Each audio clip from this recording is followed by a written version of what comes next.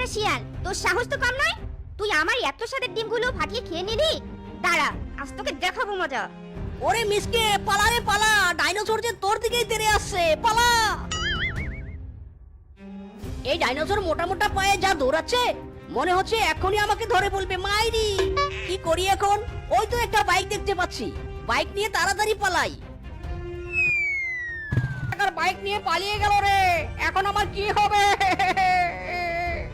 ওই পাজি শিয়াল তোর বাইক নিয়ে পালালো। ওই দুষ্ট বেটা আমার সব ডিম খেয়ে নিয়েছে জানিস। ওই বেটা শিয়াল তোর বাইকের জন্য বেঁচে গেল, না হলে আজ ওকে কাপড় কাচার মতো ক্যাচাম ক্যাচাম করে কাচতাম। না, এই দুষ্টু শিয়ালের সাথে আর পারা গেল না। প্রতিদিন কারো না কারো ক্ষতি করে। এক এক আরে আরে থাম থাম ভাগ্নে, কি করছিস? ব্রেক মার ব্রেক মার, অ্যাক্সিডেন্ট হবে তো। আরে থাম।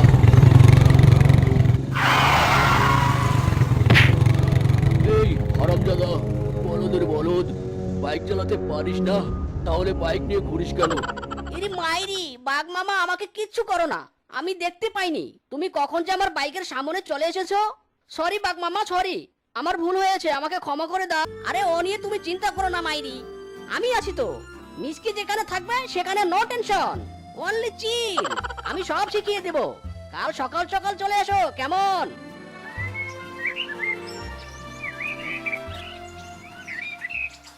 হাবু সর্দারের গুহা থেকে ট্রাক্টরটা চুরি করে এনেছি, এবার এটা দিয়ে বাঘ মামাকে খাটিয়ে নিব।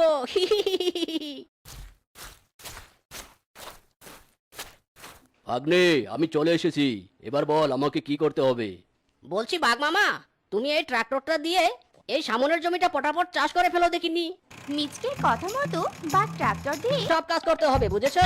হাতে কলমে শিখলে তাতেই না চাষাবাদ সম্পর্কে জানতে পারবে, তাই না? যাও যাও, তাড়াতাড়ি যাও।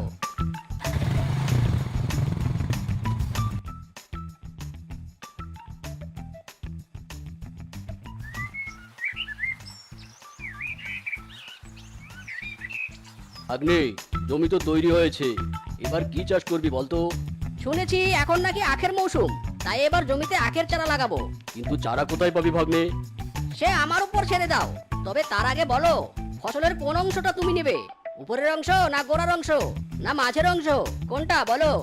আমি তো কোনোদিনও চাষাবাদ করিনি, আখের গাছ কেমন হয় তাও তো জানি না।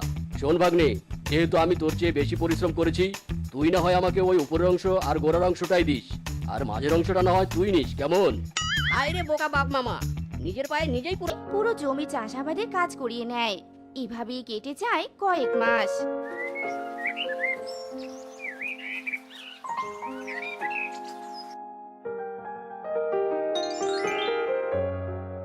যাক, অবশেষে বোকা বাঘ মামাকে দিয়ে আমার জমিতে আখ চাষ করিয়ে নিলাম। এবার আর শিকার খুঁজতে হবে না, আগামী 1 বছর আখ বিক্রি করে খেতে পারবো। ভাগ্নে, ফসল তো হয়ে গেছে, এবার ভাগাভাগি করার পালা।